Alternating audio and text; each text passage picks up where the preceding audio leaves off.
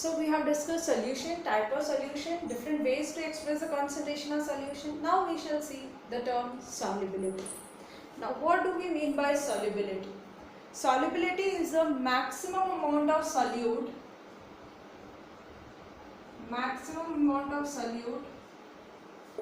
that can be present or basically dissolved in a specified amount of solvent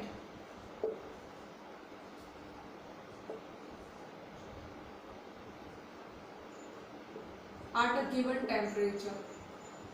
एक particular temperature पे कितना maximum solute आप dissolve कर सकते हो एक फिक्स्ड अमाउंट ऑफ सॉल्वेंट के अंदर, that is called as solubility.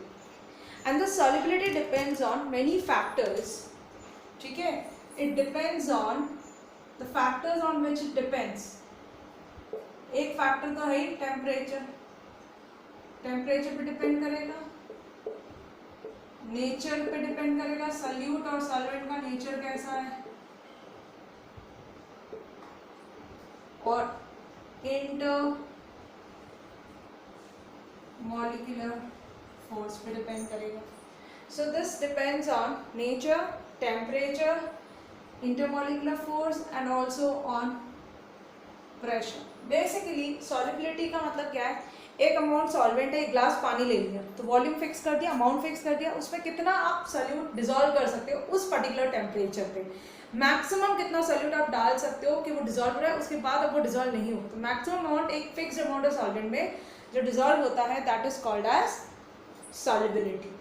ठीक है, now first explanation we shall see. Solubility depends on the nature of solute and solvent. So now we will see the solubility of a solid in a liquid. हम अब discuss करने जा रहे हैं solubility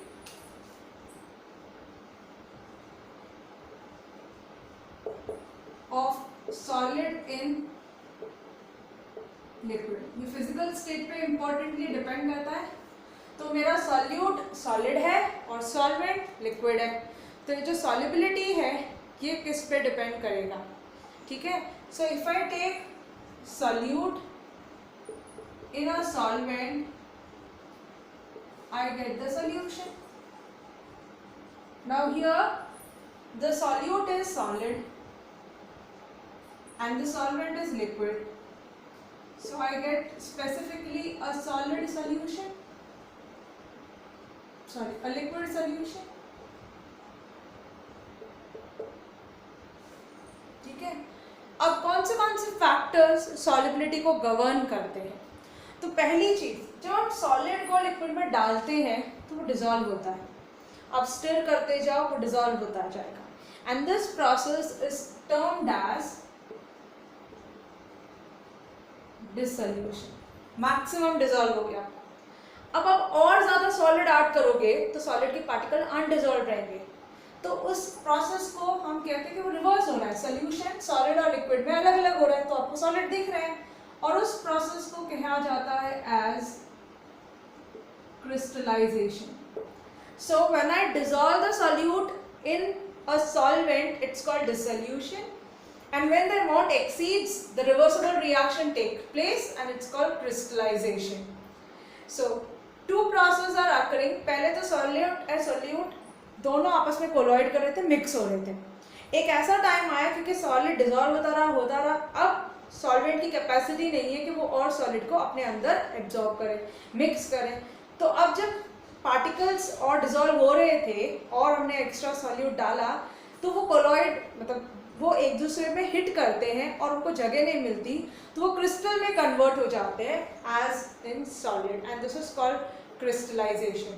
so when you do dissolution, after some time what will happen, concentration बढ़ती जाएगी, ज़्यादा solute add हो रहा था, डिसॉल्व होते वक्त कॉन्सेंट्रेशन बढ़ रही थी.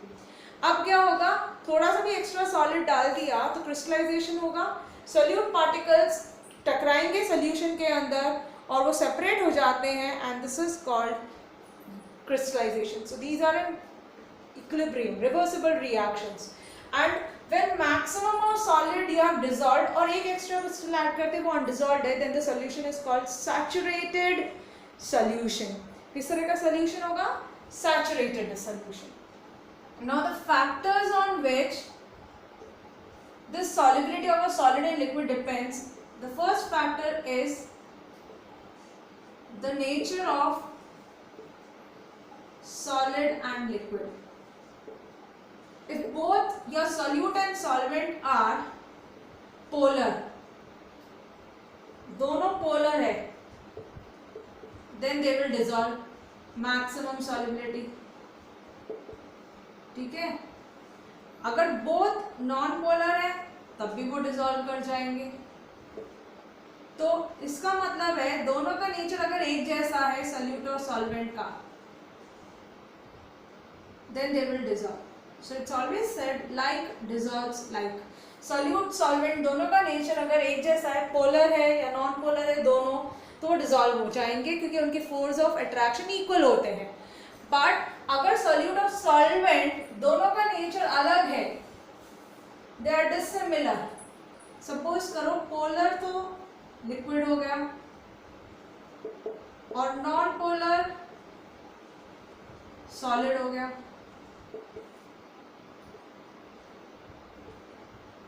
Then they won't dissolve, no dissolution, वो आपस में मिक्स नहीं होंगे. तो solubility depends on, for a solid and liquid it depends on the nature. If the nature of both solute and solvent, that is solid and liquid, are same, they will have maximum solubility. तो अगर like dissolves like आप करते हो तो वो dissolve हो जाते हैं. So this is the first factor. And the second factor is temperature. Now when you take a solid in liquid and make a solution, now which kind of reaction it is? Is it an endothermic or exothermic? Accordingly temperature का variation होगा. If the forward direction reaction is having delta H positive, यानी कि अगर वो endothermic है, solid को dissolve कर रहे हो लिक्विड के अंदर और डेल्टा एच पॉजिटिव आ रहा है, ठीक है. अब अगर टेम्परेचर राइज करोगे, ठीक है, तो सॉलिबिलिटी भी राइज होगी. What will happen? If you increase the temperature, the solubility will also increase for an endothermic reaction. So temperature will increase with increase in, the solubility will increase with increase in temperature because the forward direction reaction was endothermic.